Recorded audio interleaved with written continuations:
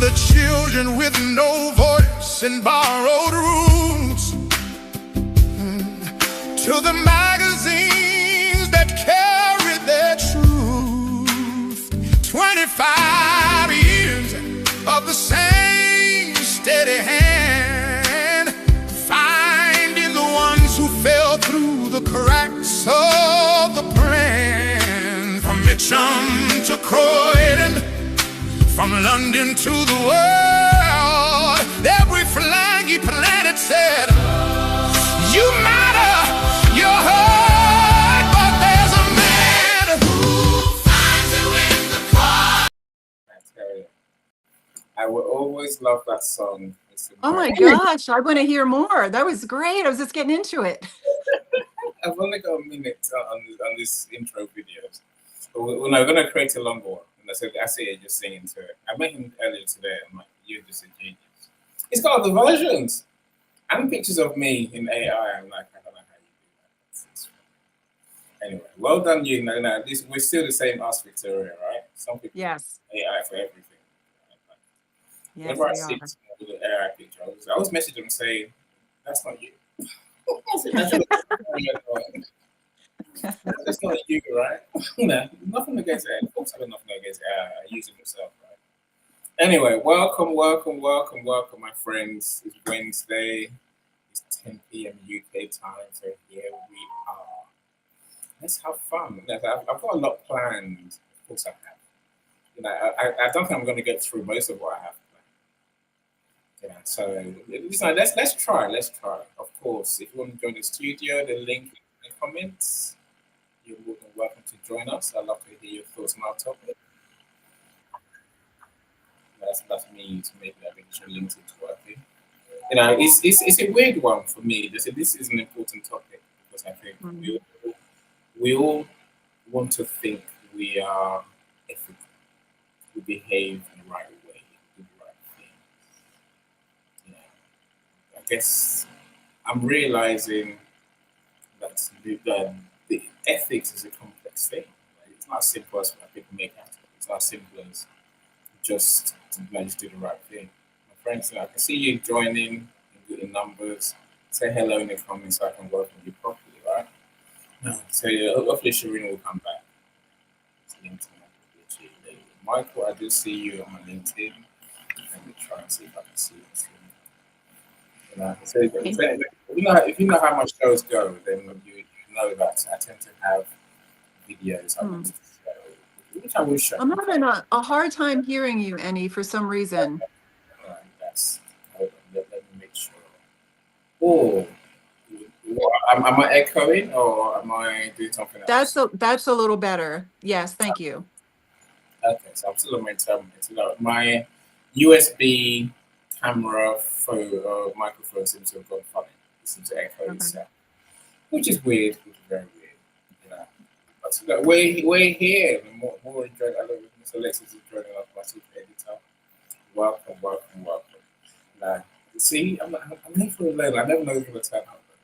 When you say yes, Victoria, I was like, yay. You turn up as well. I'm like, brilliant. Now Mr. Alexis is here. I want more. Let's have a real conversation. I said, now this topic it's a challenging one. And I say we all think we're ethical, but I think deep down it's a struggle. When you run a business, especially, I think there's a unique struggle that we don't often acknowledge. And I want to unpick through those today. So I've got some videos to try and explain what this is, and I've got some questions I might want to ask us, on stage and the audience, of course. I'd love to know your thoughts as we go. Let me give the mic to Shireen first of all. Shireen, please, introduce yourself as much as you want to, because you are my new friend. Yeah, hi, thank you. It's glad that I got an opportunity to join with you guys today.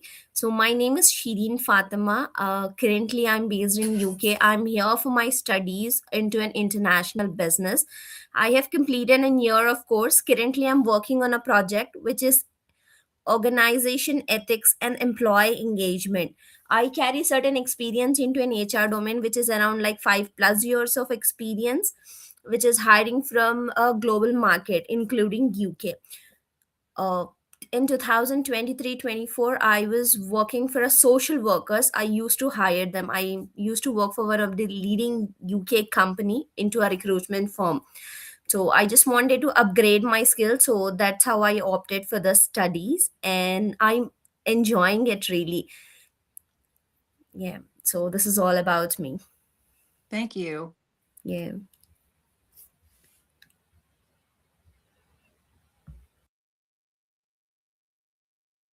Oh, Annie, we can't hear you. Like Shireen messaged me earlier to say that she's interested in ethics. I'm like, Yeah. wow, okay, good day for it. So let's talk about it. Join the show, and here she is. Thank you so much for joining us. Who else do I see? I see Marsha. How you doing, Marsha? Homelessness genius. Welcome. Welcome to Lisa as well. Talk to Lisa. Don't escape. You're here. I want to see more comments from you, my friends. That's how many of genius, right? So there's many more people here. So do say hi. Do share your thoughts. I think Shireen, if you've got any questions you want us to answer in particular, please do let us know. Yes, otherwise, say connect with my friends.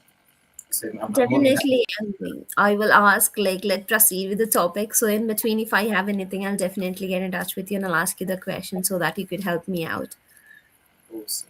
And so you're more than Yeah. welcome to interact with all of us. Because you're the star of the show today. I say I value you very Oh, much. sounds really good.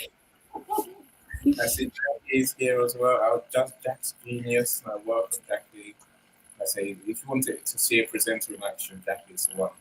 I'm not sure I connected you, Victoria, and Alexis. I'm not sure I connected you, Victoria. I think I said I would, but I failed, like I can do very often. You never fail. That's a Right? judgment. I'm human. Not I in will my connect. book. Not in my book. You never fail in my book. Thank you. I will connect to you in the group chat because I think you make a great guest on Jackie's show. Thank you. I love your story. I love how you help people. And Jackie's always looking for interesting guests. Sure. So Alexis are definitely connected with Jackie. So the conversation ongoing. I don't know. But, once I connect you, I'll leave you to it. Right? So Alexis, how are you doing?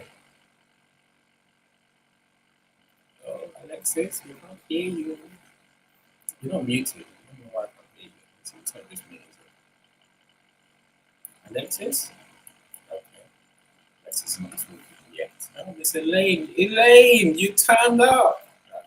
Our project management genius. It always threatens to come and beat me up because I'm always cheeky to her. So, what did I say yesterday? I said something like, she said to me she's going to watch one of my replays. I'm like, no, you not. You never watch the replays, ever.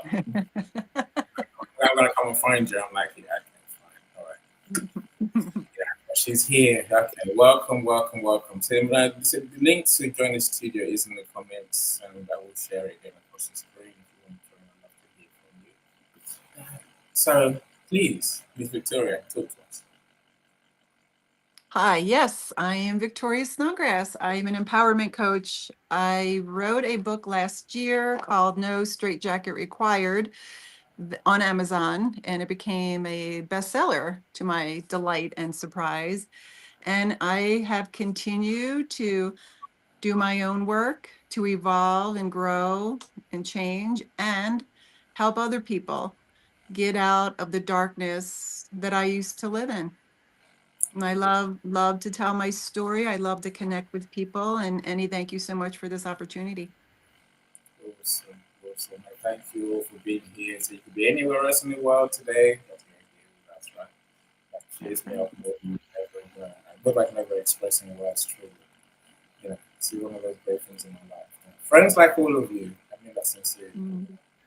My shows will not be without you. And so Jackie says, thanks for the sweet words, my friend. Looking forward to connecting with that's you, Victoria. That's all good. Right, let's go back to our topic. We have a lot to get through. Ethics sounds like a simple thing. It's not. It's complicated. I've seen. I think We see it every day because we have conflicting priorities. We all do. You think you you're gonna act in a way that befits your values. That's what we all think. We think I've got morals. I'll do the right thing. I know what the right thing is. The right thing is from your perspective. That's a challenge. That's a challenge. The right thing is now. Is it a right thing? Think of that for a second. Is there really a right thing in all circumstances? I don't think there is. Yeah. So, like, how do we choose the right thing in business? That's the question I want to try and answer today. You know, we could say there's many things that get in our way. Yeah. The first one I'll mention is we have different masters in business. Whether it's investors, if you're at that level, whether it's customers, your colleagues, your management, your society. Then you got you to deal with. Now, all of those have different perspectives about what is the right thing to do. And how do we make the choice? Let me show you a quick video about what ethics is. I spent all day learning. I always say to people, don't spend your day on YouTube learning. Find something to really learn from. Yeah. So I've watched courses on ethics. Yeah. Let me show you. Let me give you an idea.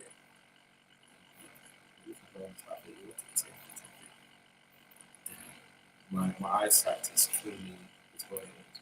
Here goes. Here goes. Maybe a couple of minutes. Let me remind you that ethics is about making the right decision.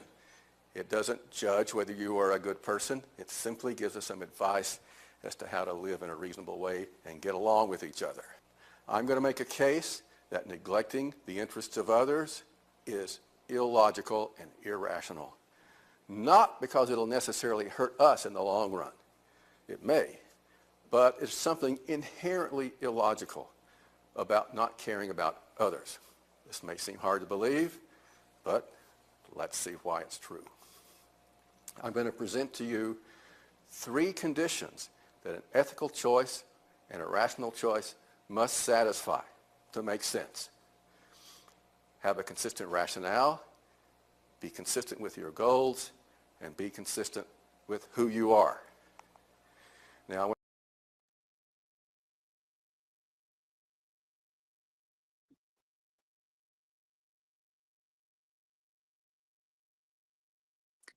I can't hear you, Annie. To learn to tell I'm muting myself, not to unmute myself. I love to mute myself. I'm telling my camera. Right. I think it sounds easy, doesn't it? Follow your values, follow your have a strong why, and follow what's in your heart. Is what it sounds like, right? Now, do you do that? So let me talk to Shireen and Victoria. Shireen, do you follow your ethics? Yes, definitely. I follow ethics because that's a part of our work and the places that we live. Yes. Yeah. I'm a psychologist, by the way. That's what I got a master's in business psychology. And I wish you well in the HR world. I ran off because I could not. Yes. I think that's it. That's really a good place to start. The HR world. You see, my thing when I was growing up was to be in personnel. You have to be old enough to know what personnel departments were. There were those people in the companies that sat there thinking of stuff, planning how to make stuff more productive. I thought, I want to be one of those. I want to do that. I want to literally finish my course, go into personnel, look after the staff, and then retire. That was a very simple plan. I had it all sorted out, right? I did it for 30, 40 years and then retire. Exit the earth, quite happy, right? Then something remarkable happened. As soon as I finished my degree, then I thought, it's not a thought. Right? You have to look for a job when you finish your degree. You have to start looking for work, right? Even if it's only work experience. Suddenly realized personnel had disappeared. just gone, not to be seen ever again. There were no personnel jobs. It was all HR. I was thinking, yeah, it would be between HR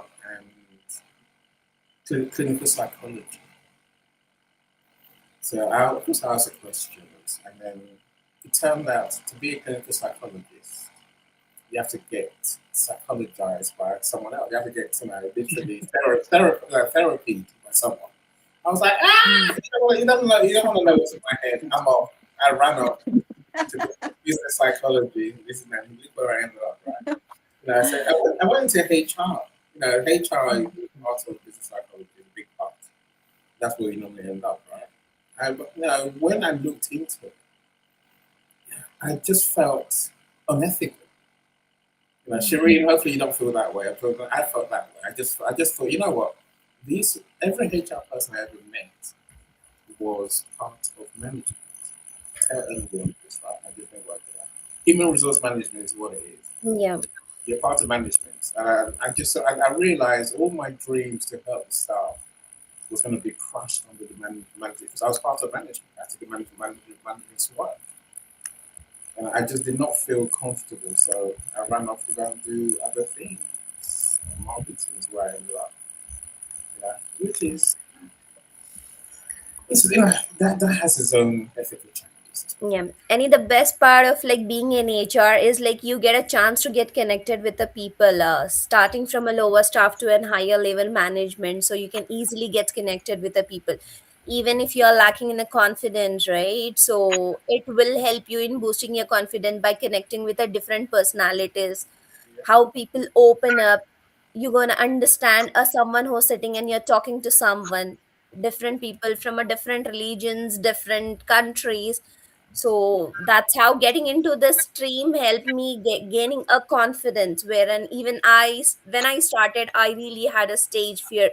I used to hide when it comes when my chance come for speaking or doing any activity. I used to hide behind.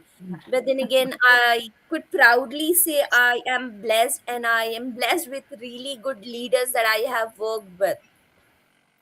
Awesome. No, it's true.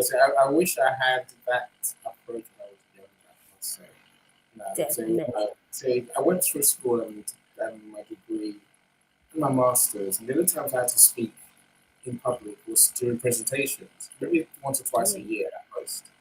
So I just didn't speak. I just my confidence was shot. Also, I don't know why. I just literally, if you put me in front of the stage, everything went wrong. I forgot my notes. I lost my eyesight. I was standing there, sweating. I It suddenly forgot. happens because of fear and all, when you're like fear to speak, when you wanted to come out, but then again, you're scared of like crowd. Yeah, yeah, no, it's true.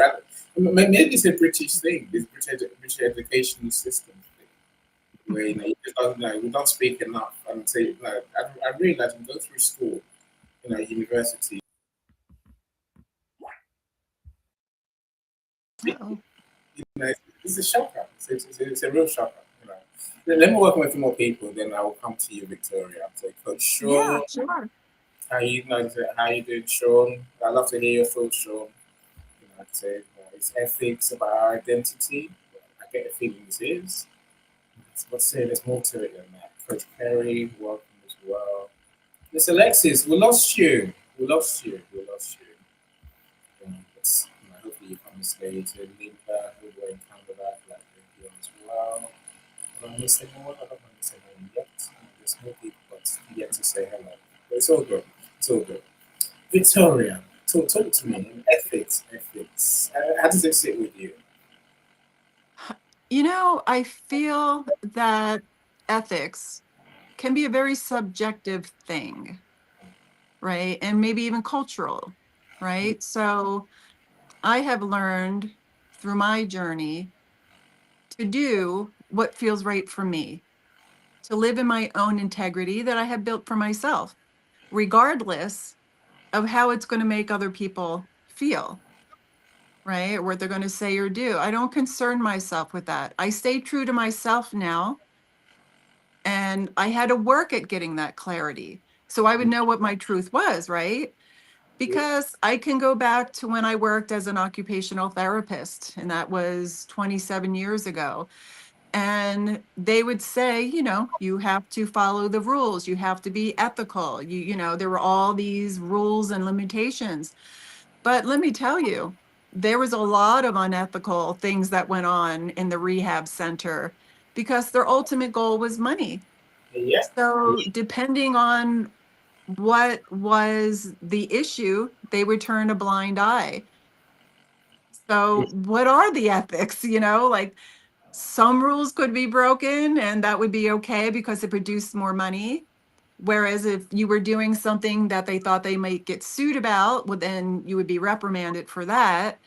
So it was a great lesson for me to step out of that, and now look back and say, you know what, I don't work for a company, I work for myself.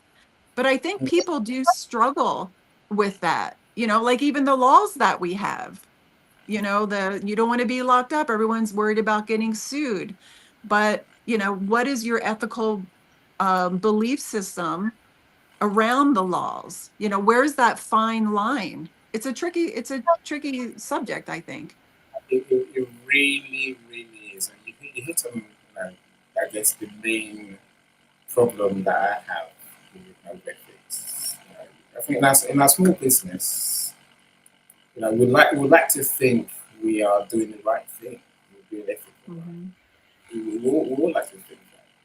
Now, what's nice in bigger businesses, I think we have a unique situation in that.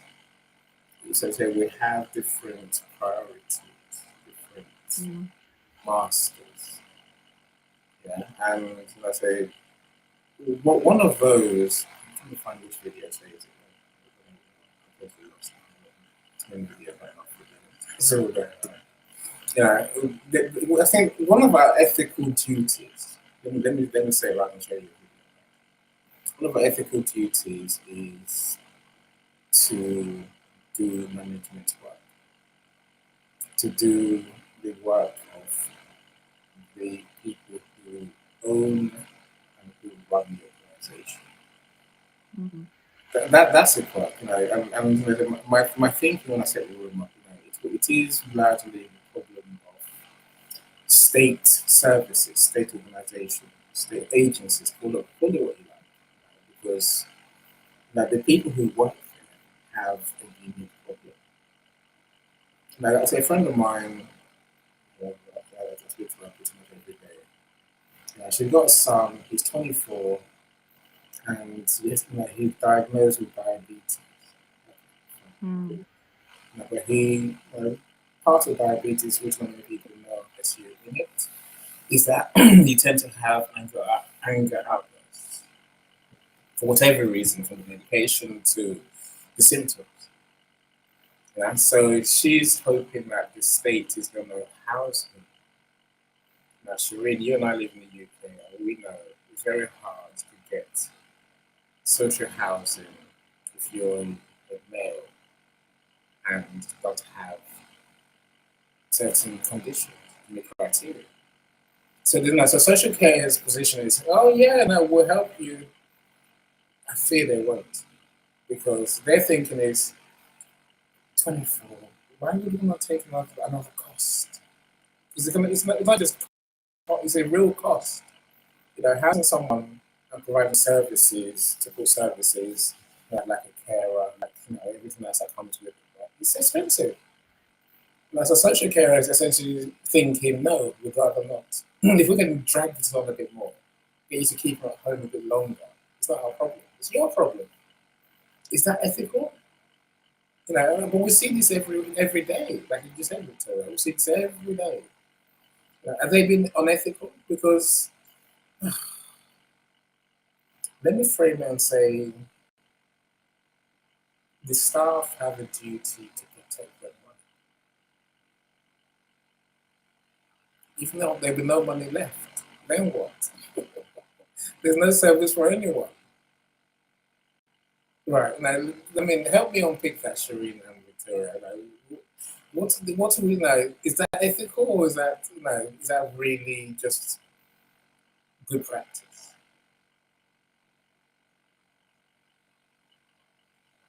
Shireen, what do you think? So I would say it would be a quite confusing session. We can't commit on the situation. We can't give a commitment stating it's unethical and unethical. So sometimes we have to understand about the situations that we have been put it into. Yeah, no, it's a challenge for sure. Victoria, what say you? Yeah, I mean, it's a challenging predicament. I don't know if there's any right or wrong answer to something, to a situation like that, because it's a human we're talking about. And not everybody has the tools or the knowledge or the wisdom to know what to do in a situation like that. So then, yeah, you give it over to the county or the state, and then they're up to their eyeballs with trying to find housing or to resolve other issues and other people. So it's kind of like prioritizing, maybe. Let me Yeah, remind I you, don't know. ethics is about making the right decision. It's just not as easy as it sounds. I'm gonna find it. Okay. Let's talk about some of the myths about ethics. The thing I'm trying to get people to realize today is that our view that there is one right thing to do may be guided. Because, like I say, we have a duty to work for our employees. Yet, somewhere down the line, this room has been here for 57 years. So, you know, it's of course I'm gonna say we need to act within our personal values, our personal moral compass. As you said, Victoria, Mhm. we have to do what's right for us. And, the agency people, the agency staff, they're not being unethical.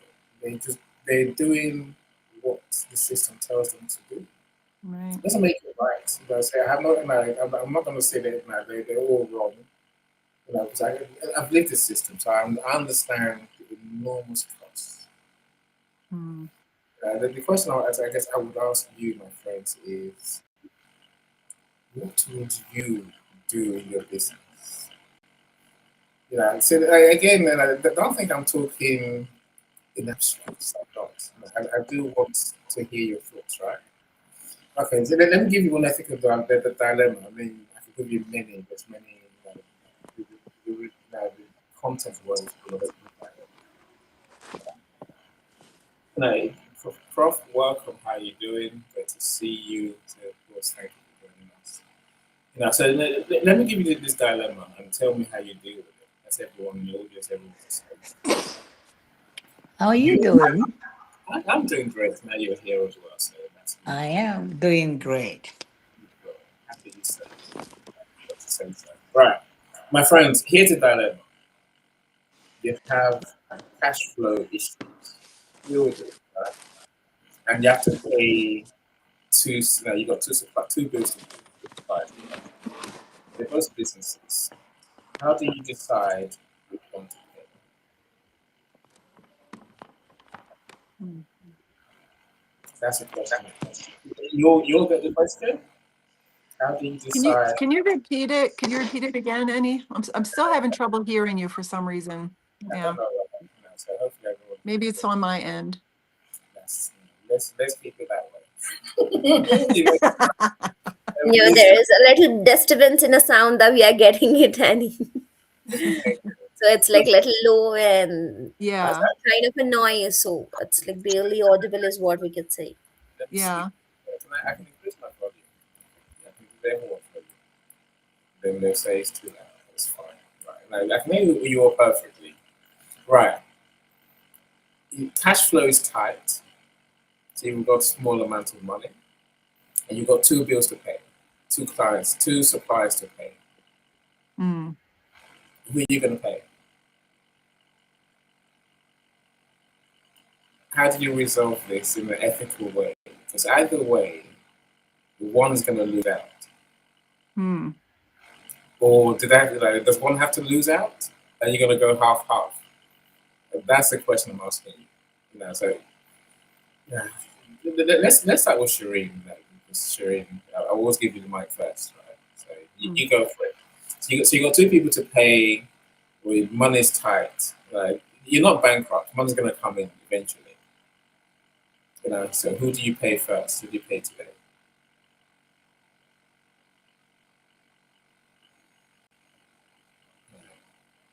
Shirin, are you still there? You're muted. You haven't muted yet. Sarah, you're unmuted. Come on, share with me. Who would you pay?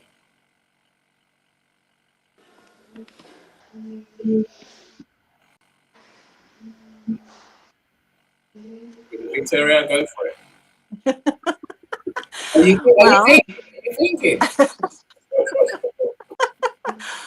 I would probably be honest with both of them.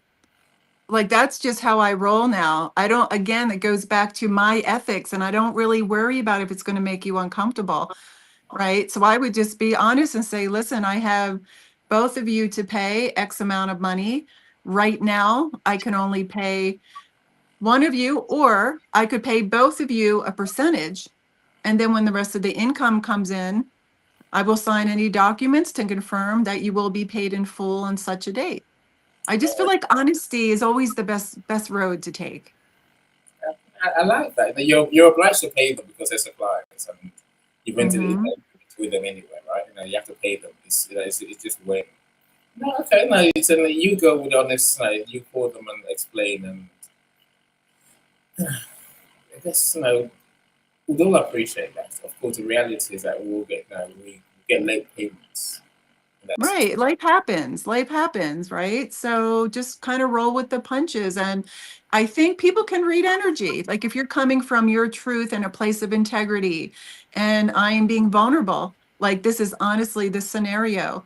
You don't have to believe me, but I'm.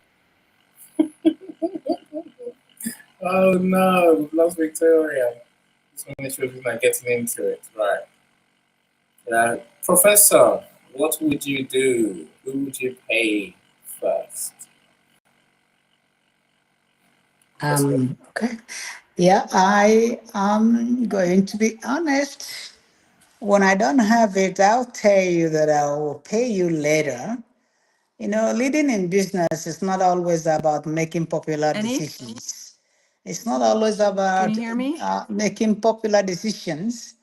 Very often, it's about making the right Hello? decision when, when every option carries For some weight, reason, this is not risk, working. and consequences. What if you pay someone? What if you pay Okay. someone when there's no money in your Any? account? Hmm. Can you hear me?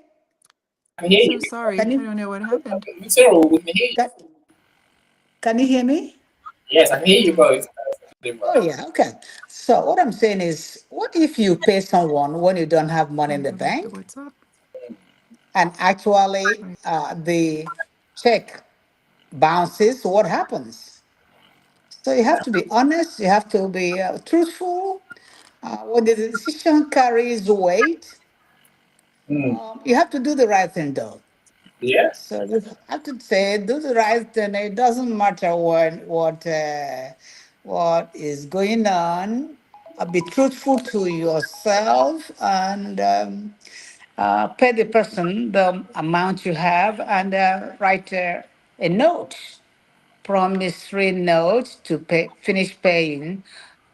Exactly, especially if the person is demanding to be paid before they finish the job. I don't Mm. usually want to pay the 100% unless you finish the job and I see that you did well. So I like to pay a portion. Then when you finish, then I pay the other I like portion. that. But some, There is a proviso somewhere. There is a corollary, so to speak, right? Yeah. have you noticed? Have you noticed that some business men will require that you pay them everything? Do you know that? Have you noticed that? Yeah, for sure. Some will insist you pay them everything, Oh yeah. and also I think small businesses are particularly at risk. If you got a big business or a small business, you might decide to pay the small business first because the money means more to them. So it has to be fair to the payment has to be fair to both ends, me and the person. So I don't have to pay you 100% when I don't even when I don't even know if you can do the job. I like that myself. If I don't know that you can do the job, why pay you 100%? Sorry, we lost you for a second. You fell Yeah, off. I'm so sorry. I don't know what happened. Everything crashed, but I found my way back. You did. You did. Oh, welcome back. What Thank was the you. main point of Sana's idea that there's there's an element of fairness. What is fair? Really? Yeah. Mm, You know, Yes. it gets messy. What is fair? that's a great That's what. question. That's when leadership becomes real. When it becomes real, For sure. you have to. It's it's not as easy as it sounds. It's a hard one. And Mhm. also there is the self interest thing. Mm, If you bite your nose to spite your face is what we tend to say. mm-hmm. Because if you pay either of these people, if you pay both of them, the chances are your cash is gone. You know what happens when you run out of cash, right? You're bankrupt. If you take another bill out of nowhere, then suddenly you know, again, this is an ethical point. Now, would you then now declare bankruptcy because your cash flow is no cash? You're bankrupt. Mm, That's how the law works and everything in business, right? Now, mm. would you not declare bankruptcy, or would you try and save your money? That's the question. Well, I have a Well, personal story around that if you want to hear Go it a for little bit. it. Go for it. It's all yours. So I had a therapist who actually became a friend, right? So she kind of crossed the line where it got to the point where she was even calling me her sister. And this was a legitimate doctor of psychology who had been working for 20 years. And we became very close. And she financially was struggling. She started a new business. And so I was lending her money. She had 4 kids and a husband. But anyway, she needed some help. So I found myself being manipulated by her in a sense, where I was trusting her, giving her my heart, and I was writing checks and helping. And she kept assuring me, I'm going to pay you back all this money. I'm keeping track of it all.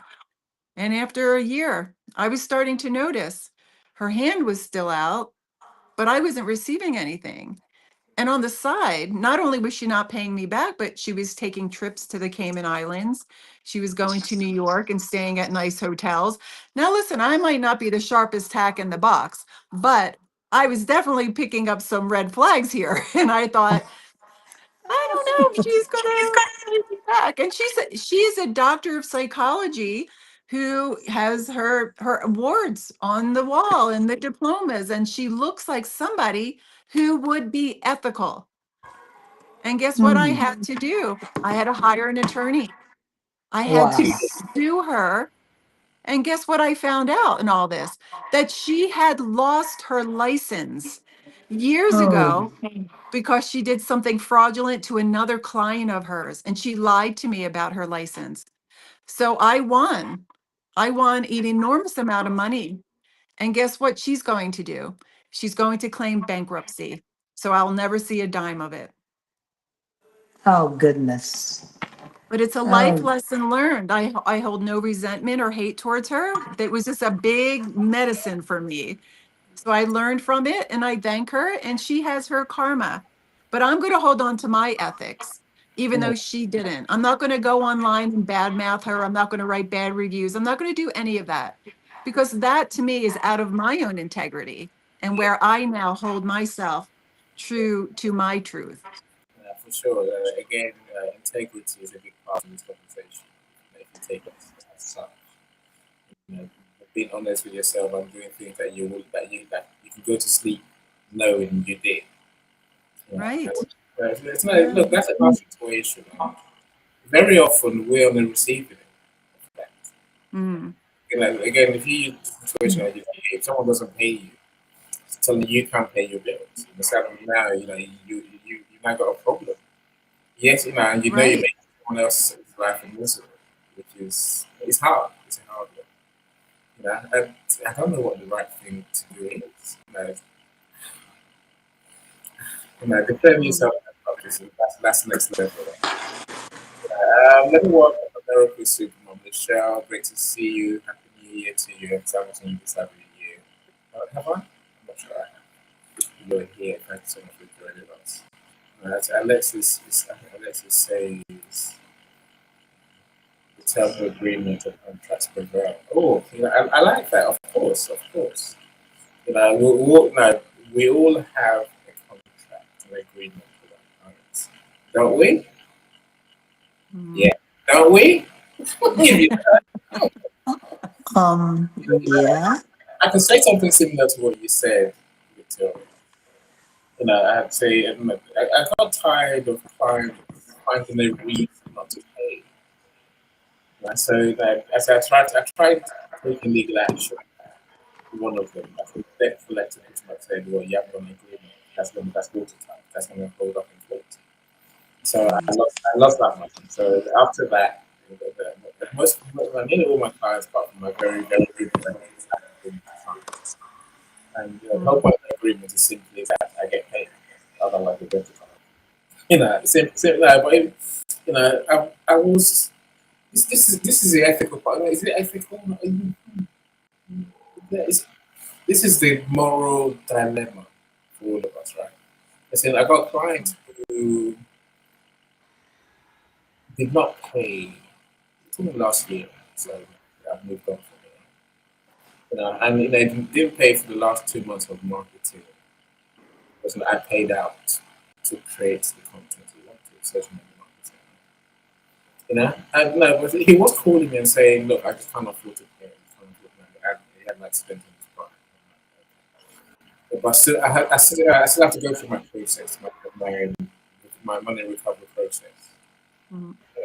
Part of that is that you accrue interest, 10% interest every month. So, I've resolved in the as we went along to not be annoyed, not be hateful, like you said, Victoria, to be, you know, professional, courteous, and still be friend, and still be a friend, really. Mm. But still, the process must go through. I was about to apply to a small place to recover the money. Literally, that's where I was last week. And then they called me. They're like, I do want to pay you. I will pay you. Send me the latest invoice, which was a surprise to me. So now, my mind tells me be nice because it could not have called me, for example. Right? So suddenly the debt interest went from over $1,000 to I just made it £100, literally $125. Yeah, and let's see if it pays. You know, I think the important thing is not to get personal, not to get angry, not to get Mm-hmm. not to get emotionally worked up about the decision we have to make. Yeah. Yeah. Mm-hmm. Try and do what's you know within you know how we feel. Some people here would never take anyone to court over late payments or debts. I think it's bad business practice. I think you should be willing to take them to court because when you sign an agreement, you're obliged to pay. You take this, it's a contractual obligation. What choice do you have? Right? You have to pay. If not today, you have to pay something. So I see what you're saying, Alexis. No, but I think many small businesses show the seeds of the disruption by being too lenient, too lax, too yeah, not being rigorous enough. Big business, they find us every day for late payment. They find us for everything. If you're a day late, my credit card, they wipe the big bill. And so it carries on. I had a call. I'm trying to call earlier from someone. I'm like, I don't even use your service. Why are you calling? It's like let me try to explain. So. I took out one of my a SIM card for a mobile dongle.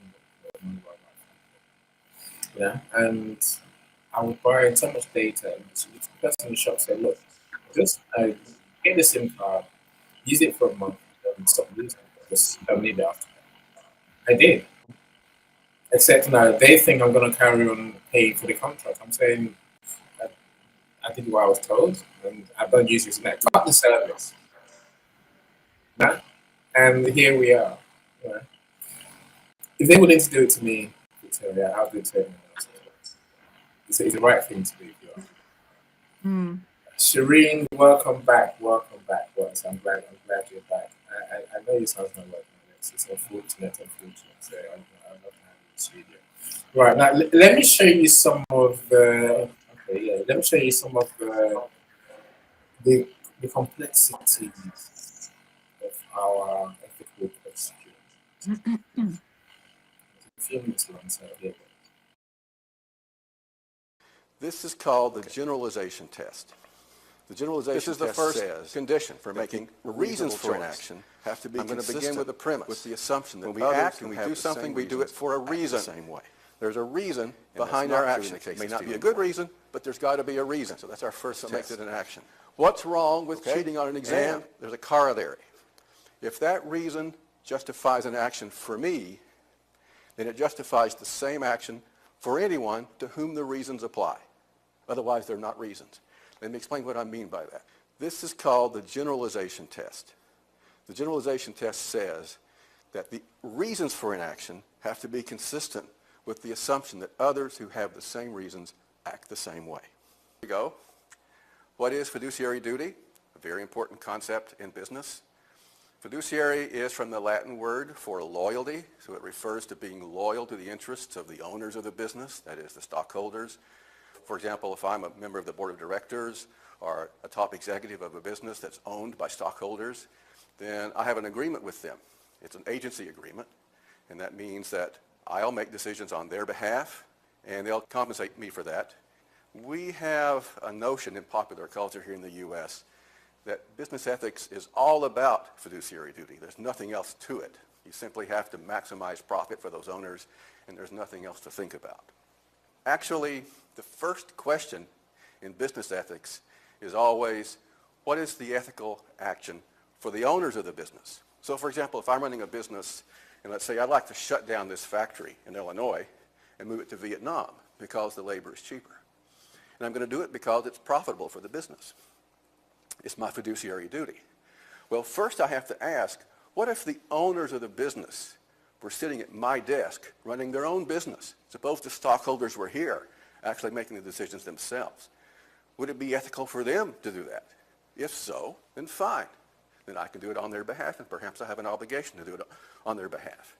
On the other hand, suppose it wouldn't be ethical for the stockholders to shut down the business like that. I mean, I'm not making a judgment on that, but suppose it wouldn't. Then, given that, do I have an obligation to do it on their behalf when it would be unethical for them to do it? Well, it's not so clear, is it? It's actually a promise-keeping dilemma. So what I've done is to promise owners of the business to take good care of their business in exchange for my compensation. Well, suppose that promise entails doing something that would be unethical for them to do. Then am I obligated to carry out the promise? Well, it's not so clear, is it? So I think the lesson here is that it's always the prior question, what is ethical for the owners of the business? Because they are the guys who are responsible for the business, okay? And I'm going to address that issue for the most part. I'm going to look at what's ethical and what's not ethical for the owners of the business. I'd like to move on to another issue that I skipped over in the last session. I started with the assumption that people act for a reason. And then I derived everything from that. The reason has to be consistent, therefore it has to be generalizable, and so forth. Why did I start with that assumption? Well, there's a deep reason for that, and we're going to come back to it, so I think I should say something about this reason. It has to do with the way that we distinguish behavior from action. So suppose, for example, that I'm asleep at night, and I leave my window open on a warm night, and there's a mosquito out there and buzzes in my window and bites me. Do I want to hold the mosquito responsible for that action, Well, probably not, because we'll say mosquitoes are just a product of chemistry and biology. It's instinct, whatever. Well, now suppose a burglar is walking by my open window and sees my wallet on the nightstand and quietly climbs into the window and steals my wallet. Do I want to hold the burglar responsible for that? Well, we tend to say, well, yes, of course. It's theft. But the burglar, his actions are determined as much by chemistry and biology as the mosquitoes. So what's the difference between the burglar and the mosquito? Well, over the centuries in Western civilization, we have developed a theory to explain that difference. And that difference is that the burglar's action can also be explained as ratiocination. That is to say, the burglar found reasons to climb through that window and steal my wallet. He's saying, you know, I'm broke. I'd love to have a nice bottle of Jack Daniel's whiskey, and if I can steal his wallet, I'll go down to the liquor store and get it. So this is how we distinguish moral agents, that is, people who make free decisions, from mosquitoes. This is why we're not mosquitoes, because moral agents, their actions can be explained as the result of deliberation, as a result of reasons they adduce for it. They may not be good reasons, but we ought to be able to attribute reasons to them somehow. Okay, this is what makes us human moral agents, and this is why the reason has to be coherent and consistent. An inconsistent reason is not a reason. Doesn't make any sense. So it has to be generalizable, for example, to make sense as a reason. Now what this means, for example, is that you don't have to be human actually to be a moral agent, as long as you can explain the behavior on the basis of reasons. So for example, very soon,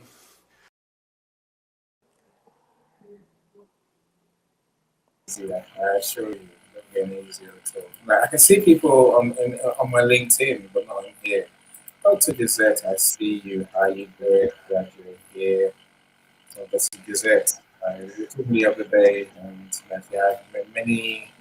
Yeah, she's made a mission to correct some of the wrongs in agencies. Yeah, I put it that way. And of course, Michael's there as well. Superstar Mike. Echo. I don't know, Mike. There shouldn't be any echo because I'm not working off my USB camera. My USB mic camera, yes, not the microphone. Can anyone else hear an echo? A little bit. Yes, I Yeah, I can hear a little echo. Is this worse? It's much better now. that's Is that better. better? That's better. Really? Oh, my USB camera has reset itself. Okay. I'll take it. I'll take Okay. it. I'll take it for sure. Who else is here? So, Mr. Michael, I'm sure I mentioned you at the beginning, right? Okay, I think that's it for now. So, Mike and Gisette, Dr. Gisette, the ones who joined us recently. Yeah. Is it doing wrong? Is it doing the wrong thing in terms of potential, just as good as doing the right thing? Ooh, whoa. We'll come back to that in a second. You know. Okay, no, let's tackle it now. Why not? Right? You know, he's doing the wrong thing. Right, right. Now, when you're young, don't know enough because our ethical compass, our ethical abilities increases with age. So our brains develop more. You know, that's the theory anyway. So can a younger employee be justified for doing the wrong thing? And now is that harmful, or is that as good as okay as doing the right thing? Like, can we justify it? Basically, is the way I look at it, Michael. There's two questions, but it's only one question, really. Shireen, you're back. So you haven't spoken for a long time. Talk to us. What say you? Is youth an excuse or a good reason to do the wrong thing, be it by mistake? I wonder. Shireen, your microphone's still off.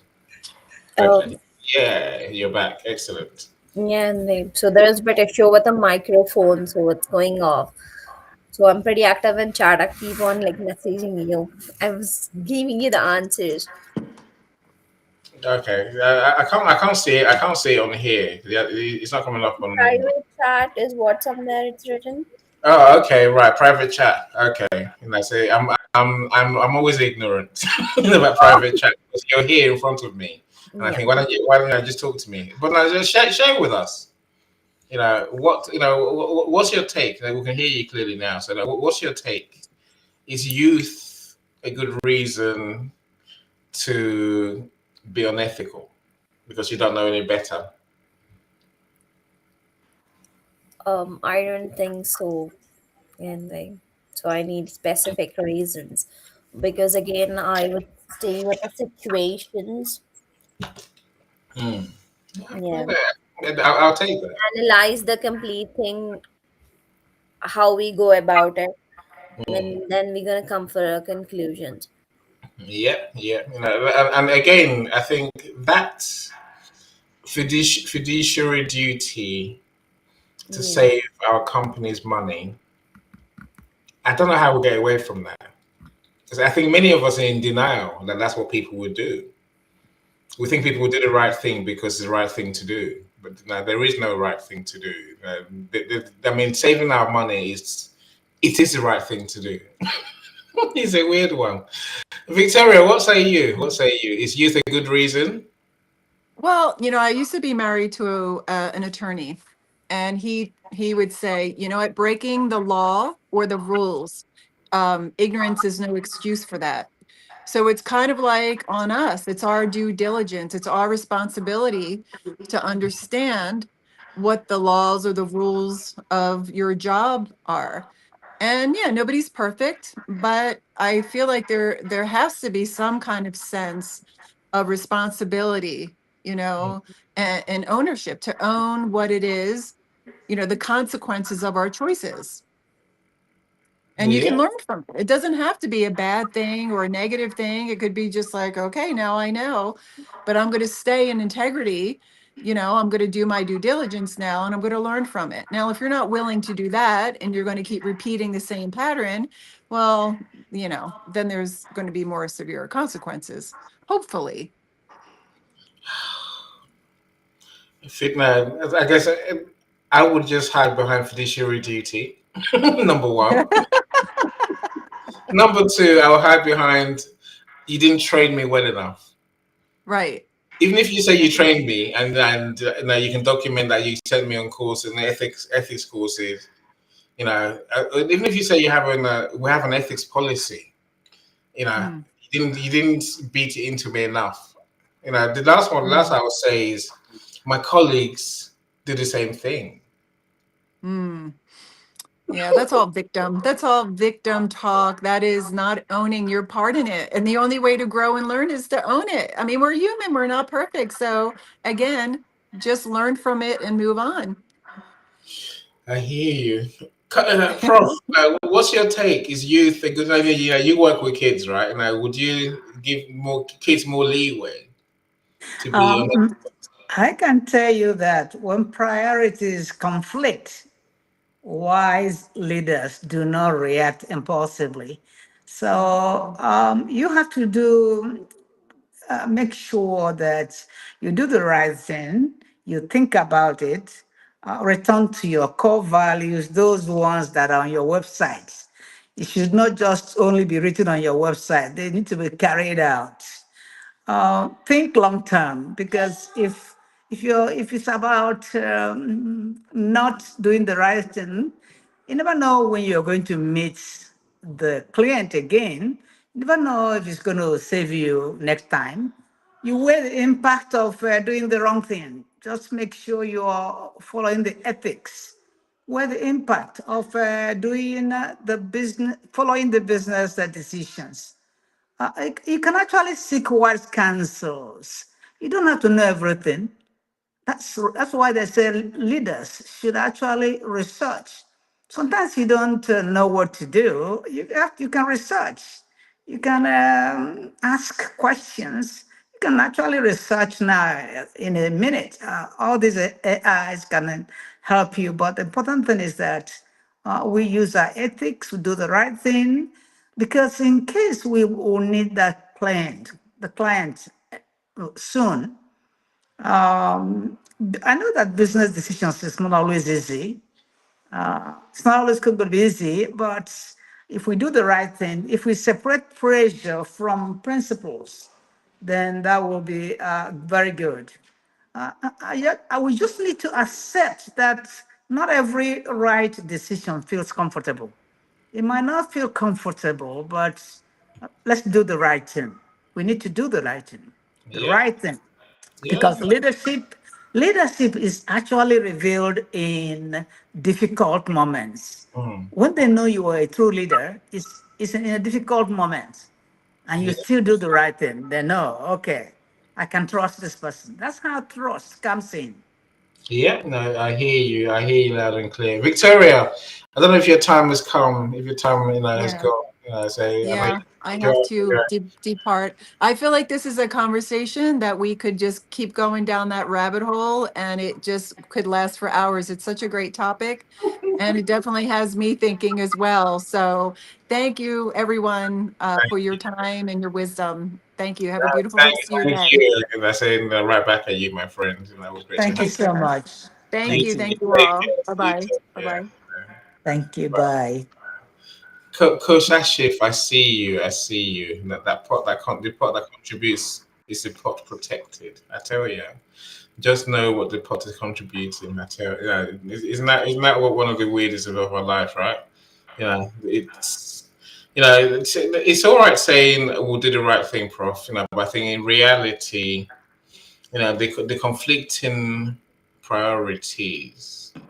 That's exactly what I said. There will always be a time when we have conflicting priorities, Mm, but we have to still be the leader and do the right thing, mm, because that's how trust comes in. People indeed, don't the people don't buy from you unless they trust you. That's when you truly. become an authority. So Yeah, you have to do the right thing when it's not comfortable. When I, things I, are not, I agree. I yeah, agree. I agree entirely. Let me show you some ethical or ethics principles that we can live with, that we benefit from living with. How's that? yeah, Let me show. There are 12 principles, pretty much, yeah. that we'll do Okay. well. We'll do well to learn and live with. Now, let me show you, and then we can talk about it afterwards. If that's all right. Generally, there are about 12 ethical principles. Honesty. Truth in all matters is key to fostering an ethical climate. Bad news should be communicated and received in the same manner as good news, so that solutions can be developed. Fairness. Everyone should have the same opportunities and be treated equally. If this does not happen, then it is unfair. Leadership. Conscious effort to adopt all of the principles and incorporate them into business life is what goes towards good leadership. Not thinking of, I am the boss and you must do as I say, all goes towards creating a cohesive team environment. Integrity. Incorporating honesty, trustworthiness and reliability. Someone with integrity consistently does the right thing and strives to hold themselves to a higher standard. Compassion. Employees, the community surrounding a business, business partners and customers should all be treated with concern for their well-being. Having understanding and compassion towards all of your work colleagues opens up an environment of openness and makes you more approachable if any concerns arise. Respect. Having respect for everyone is of paramount importance. Everyone deserves dignity, privacy, equality, opportunity, compassion and empathy, as well as loyalty. Law-abiding. Ethical leadership should include enforcing all local, state and federal laws. If there is a legal grey area, leaders should err on the side of legality rather than exploiting a gap. Transparency. Without divulging trade secrets, companies should ensure information about their financials, price changes, hiring and firing practices, wages and salaries, and promotions are available to those interested in the business success. For example, directors and shareholders. And environmental concerns. In a world where resources are limited, ecosystems have been damaged by past practices, and the climate is changing. It is of utmost importance to be aware of and concerned about the environmental impacts a business has. All employees should be encouraged to discover and report solutions for practices that can add to damages already done.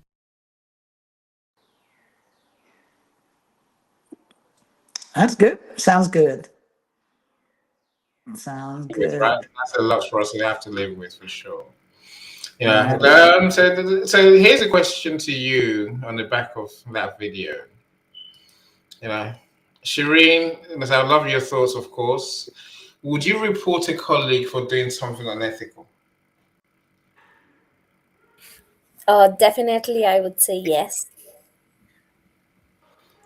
What if that unethical thing is saving? It's trying to save us money. Um, it's about like honesty, loyalty towards our company. Okay, I'll take it. But saving us money is part of the fiduciary duty to save us money. That's a give. That's a it's implicit in our contracts that we're here to save money ultimately. If someone's trying to, I mean, we see this every day. I mentioned agencies earlier. I said if you work in an agency, social care, for example, health, people trying to save money every day. Doctors will deny patient treatment if it's expensive because they want to save the system money. They want to save someone money, right? Yeah, and it's all of that I'm asking, I suppose. Prof, what do you think? Would you report a colleague? Don't forget that one of the principles is compassion towards Well, well, everyone. compassion. Listen, compassion to an extent. If you know that the person purposely did what they did, maybe to embezzle the company's money, that's not going to be compassion there, because that means if you give that compassion, they will repeat it. So you want to discern and see if this person was he did he plan it, or was it a mistake? If it was a mistake, then that can be forgiven. But be careful how you give people option. Maybe if you give them an option, they cannot do it again, and maybe step on your toes, right on your toes. So you have to do the right thing when you're supposed to do it. If it means firing that person, then fire the person. Ooh. Don't say because he's my cousin. Don't say it's because it's my son. And because if the person is maybe denying or just affecting some of your clients, that's how your business starts going down, sinking. Yeah. So that I can understand for sure. So this makes Coach Ashif's comment even more relevant. The pot contributes to the pot protected. You know, Mhm. we'll, you know, we'll have a duty. Like I keep saying it because it is the overriding duty of an employee. You know, Yeah. Hmm. which is to protect the business at all costs, first and foremost. Yes. You know, Yeah. and when colleagues or staff take decisions that protect our money or protect our products or to protect the business. I'll give you an example. There's one that's going around the UK right now. And I think it's a member of staff, someone who's worked in a store chain for 17 years. So he's been there a very long time. And this shop worker, he sees but thieves every day. People who come to steal from the shop, right? Waitress, I think it was. I don't know whether you saw it, Shireen. So eventually, and waitress policy is don't tackle shoplifters. Hmm. Nothing, Yeah. not, Yes. nothing in our store is worth enough to risk our staff's lives over, I right? know. So Mm-hmm. that's the policy. And you know what they did when they so the other day, this man saw someone filling their bags with stolen goods, Easter eggs they were trying to steal, right? So he tackled him, and he got one egg got broken, and the thief ran off and left the rest of the eggs in the shop. Do you know waitress sacked him? They fired him. Hmm. So the fact, but you don't even know if the person came in with a weapon. So Yeah, that's what they're saying. It wasn't a fight. It's just that it's the fact that he tried to protect their money. He tried to protect the products.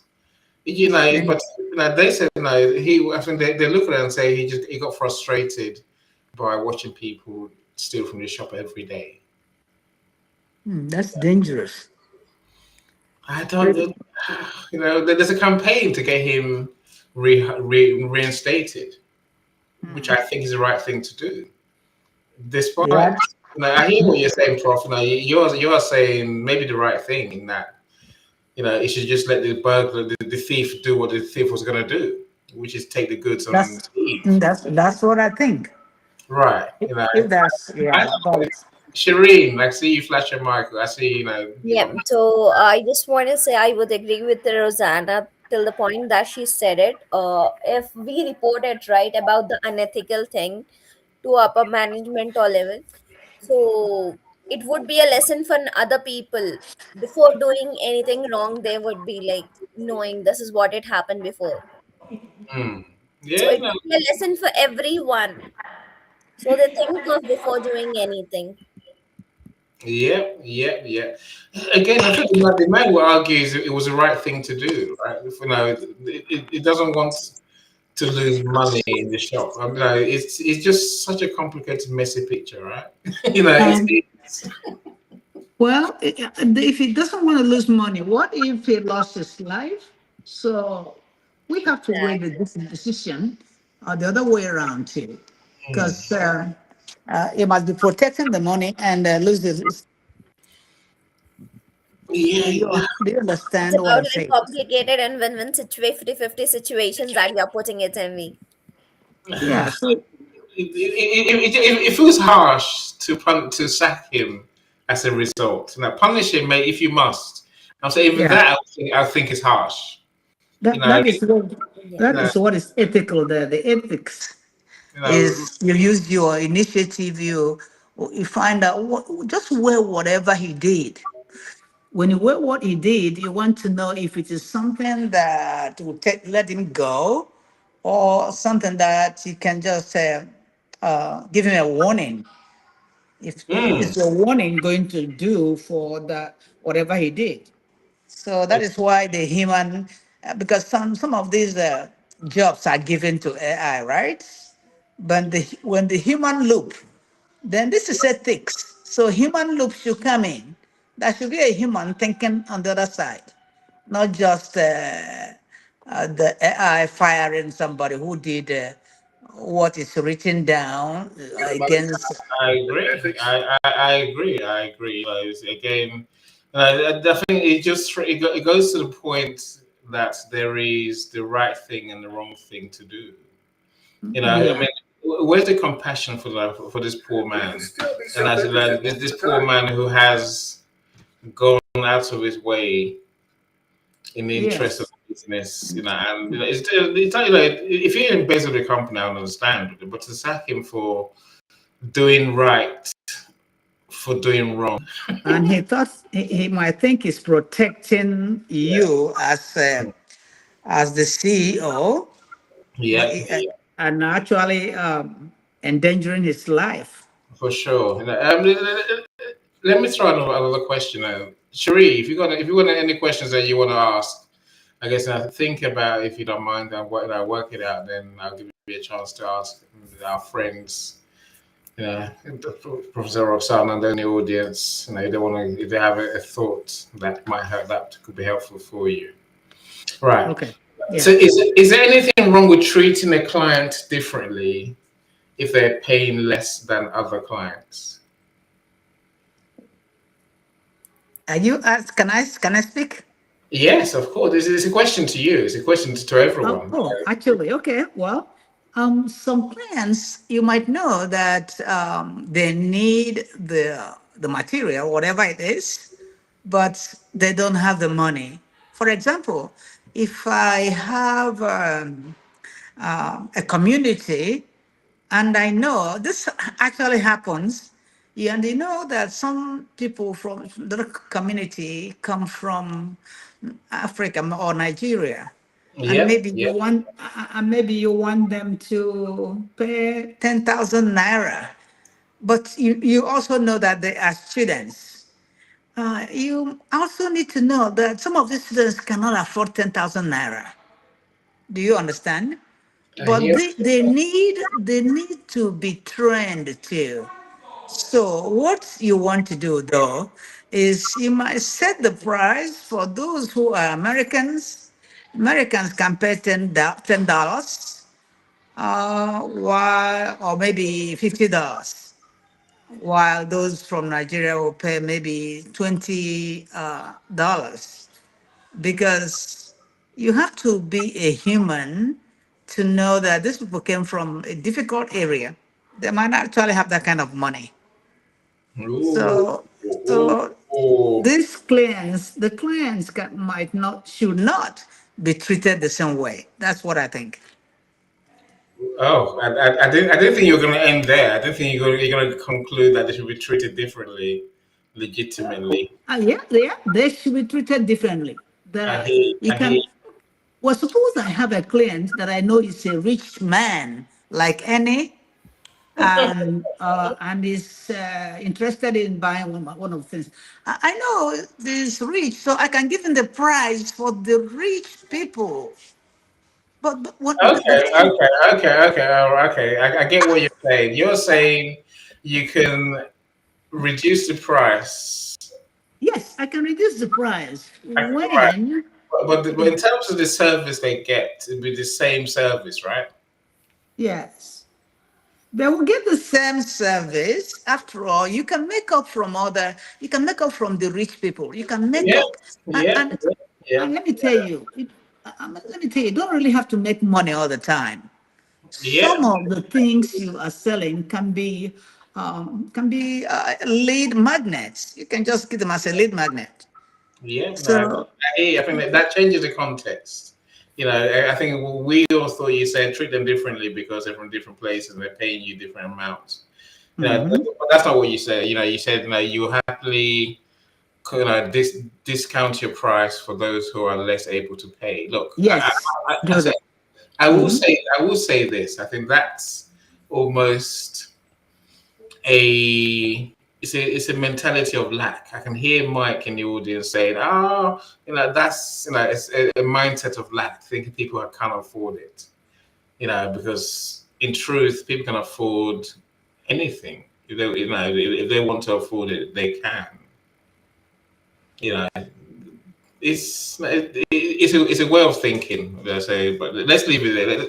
Shireen, please, Shireen, talk to me. You know, Yes, and wait. So here, if at all a client is paying little less, so I would give them a same service. I won't be treating them as a different, because I understand this time they might not be paying, but my services and my things are really go with them. So next time they might come back to me instead of getting into the other one. The clients might come back to me only because of my services that I have provided. So it's always about like building a client relationship and client trust.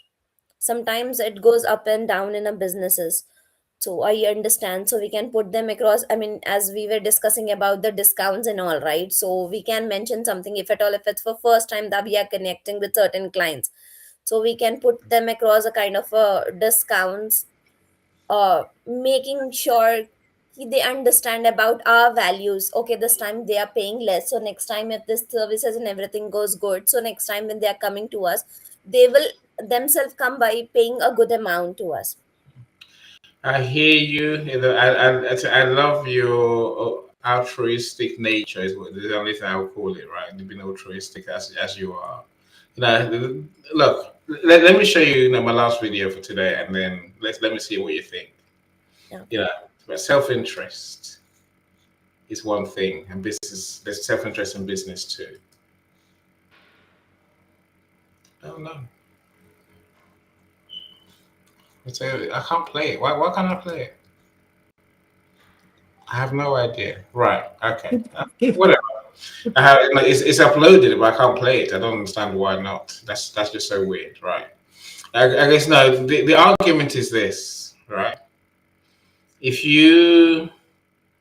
one, if you discount the price, you're harming the business. Our morals, our ethics must have a degree of self-interest. What's in it for me? Type of thinking, right? As a business, you can't afford to keep giving away, especially a small business. You Yeah. can't. I think that there is an argument. I'm just saying it's an argument that for creating a two-tier service. If someone's paying less, then there's no reason why you can't give them a bit less. For Sean explained it the other day very well on his show. When a client who is paying less, rather than seeing him once a week, Sean will see him once every 2 weeks, for example. You me? I say that doesn't feel materially wrong. Well, you can still be self-interested most of the time, consistent with this principle. I'm the person who's in the best position to take care of myself. No one else can get me up in the morning and make me go to work but me. Okay? So we can control utility better by focusing on what we do personally. We have control over our own actions. There's really not much I can do about other people's welfare as my own welfare. I take care of myself first because I have control over myself. Now, as we get older and take on responsibilities, we have kids, we have clients, we have students, then our actions tend to affect other people more and more. So we have a stronger and stronger obligation to think about other people's welfare as well as self-interest. Fortunately, as we grow older, we become more mature ethically, and we have the ability to take on that obligation. The same goes for a business. Okay, what should a business do?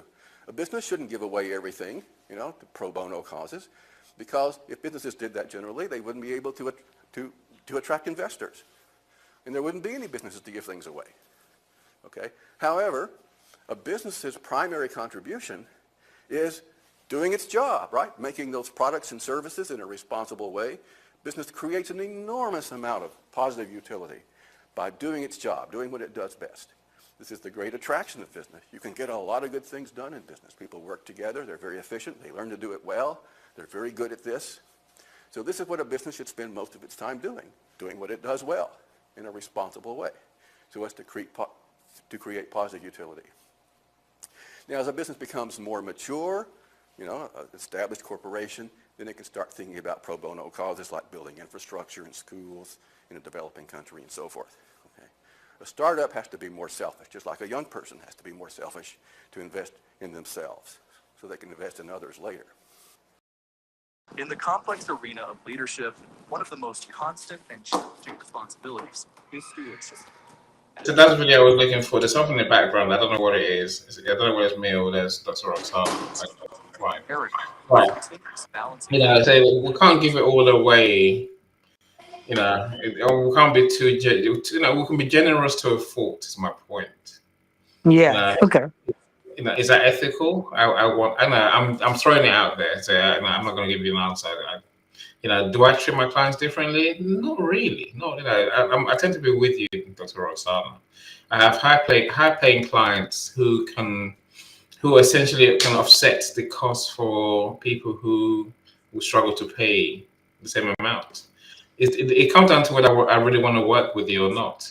And sometimes I think the moral thing to do for me is to say, okay, I would like you to grow, and then I'll work with you.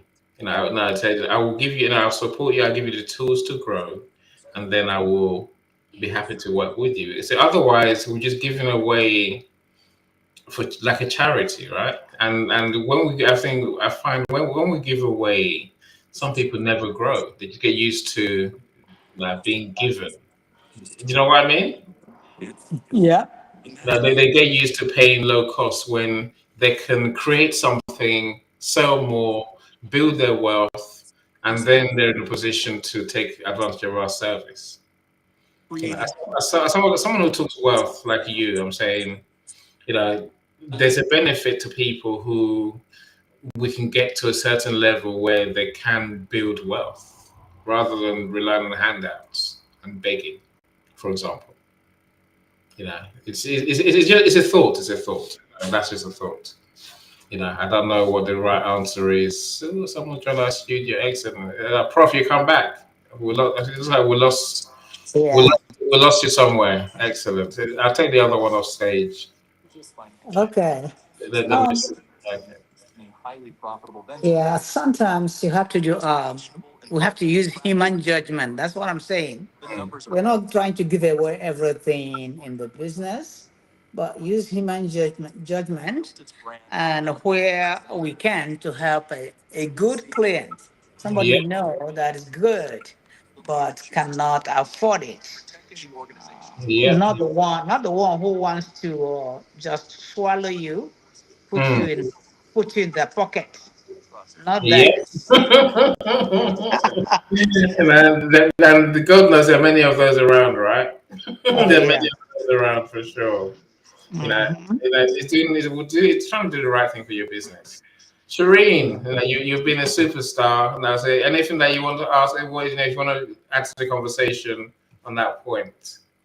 I am good to go, and I don't Cool. have any questions at the moment. I was just like, I mean, it was really a good session that I've attended. Like, Excellent.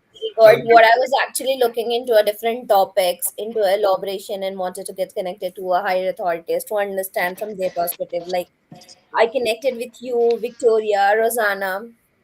Excellent. Really Excellent. glad. Yeah. Excellent. Look, if you can, put a comment in the comment section of the event page. If you get to it from on LinkedIn, that way, my friends will see your name there, and your name will be there for longer. Good. I will Hmm. do that. Because then people, it's easier to connect with you that way than trying to find you, so to speak, right? Look, my friends, you've been absolute superstars. As Victoria said, this is a conversation it wouldn't end just like that. There's so much more we could say today. Yeah. And Yeah. so we'd have another 3 rooms about it and still not cover everything, right? Yeah. I hope it's been useful. Now, so I'll give you a chance to say your last points today about the topic or whatever you want to say. Shireen, Yes. Shireen, go for it, and then I'll come to Dr. Osama. Yes, yes, Annie. Sorry, I missed that. I'm sorry. And I say, is there any last points you want to make before we go? Yes, after listening to that video, I would say sometimes it is necessary that we have to follow the certain ethic because it's like we cannot compromise on the business. Yeah, for sure. It's it's not easy. I hope everyone leaves with the idea that this ethics thing is not easy at all. Hmm. You might come into the room thinking it's easy. I've got this, but in reality, we have to work through ethics, and I think we have to constantly think, as you say, Sheree. We have to think, Yeah, you know, and try and decide what the right thing is to do. But maybe the thing is to be consistent. That's the thing, right? exactly. We need to be consistent. Yeah. Now, we can't say this today and then say something else tomorrow when we face the same situation. That's a generalization point. The guy in the Mm. video was making. We need to have a rule now. Situation, rationale, and then how we behave, and what our ethics is in that situation, right? Yeah. Go on, Prof. I give you the mic now. What do you want to leave us with today? Just want to emphasize that business leadership demands hard decisions. It's not always going to be easy. So the decisions are rarely black and white. They are not going to be black and white all the time. So we are going to be use our ethics, our morals to shape our leadership, our decisions. So protecting the business, but at what cost? Are you going to be protecting your business and chasing out your clients? So that's what we have to decide most of the time. It's not really going to be easy like that. So we're going to be making the right decisions in the face of conflicting priorities. Uh, Indeed. yeah, Indeed. No, thank you so much. Michael did ask, do you pray? If not, why not? I think it was a question he asked earlier, right?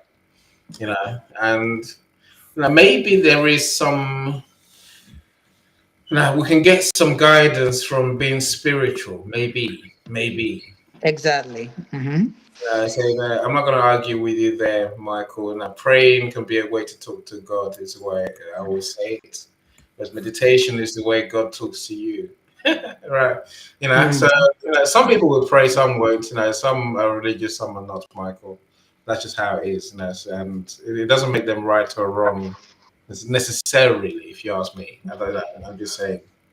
Yeah, there's so many people in the world with different ways of being that you can't say someone is right or wrong. But so we can learn from the spiritual realm what may be the right thing to do. God can tell you what to do. So I suddenly ask a question myself, right? I do that every day, and that's how my days become what they are. And I let Shireen's comment. So thank you so much, my friends. Hopefully you've enjoyed this. Do come back again in 2 weeks' time. I have no idea what I'm going to talk about. You know, but thank you. You brighten my day. I've got a long night. Mm. I work at nights, Mm. right? Yeah, I'm gonna thank you so much. Thank Thank you so you. much, Tim. Thank you say for inviting Thanks a lot. us. to everyone in the comments. If Shireen connects with you, please, and I do connect with her. Let's try and help her with a project if we can. She might want different people, but let's at least be open to helping each other. That's what compassion looks like. Yeah, it would really great help.